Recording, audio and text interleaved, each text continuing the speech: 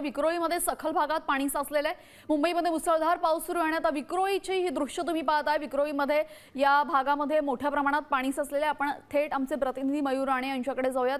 मयूर, या संपूर्ण सखल भागामध्ये पाणी साठलेलं आहे, सध्याची काय परिस्थिती आहे?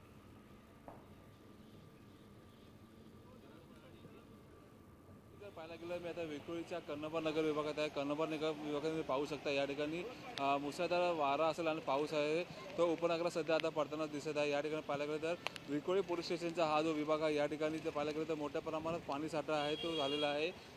विक्रोळीला ईस्टर्न एक्सप्रेस हायवेला जाणारा मार्ग असेल किंवा कर्णपार नगरमध्ये जाणारा हा मार्ग असेल, या ठिकाणी मोठ्या प्रमाणात गुडघाभर पाणी आहे ते सध्या साचलेलं आहे।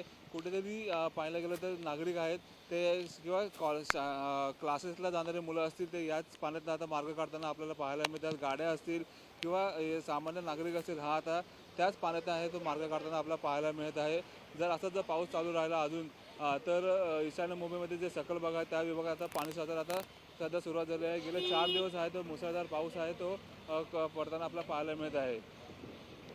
तर आपण दिलेल्या सविस्तर माहितीसाठी तर आपण पाहिलेल्या विक्रोळीमध्ये सखल भागात पाणी साचलेलं आहे आणि या पाण्यातनं मार्ग काढत असताना वाहन चालकांना मोठी कसरत करावी लागते।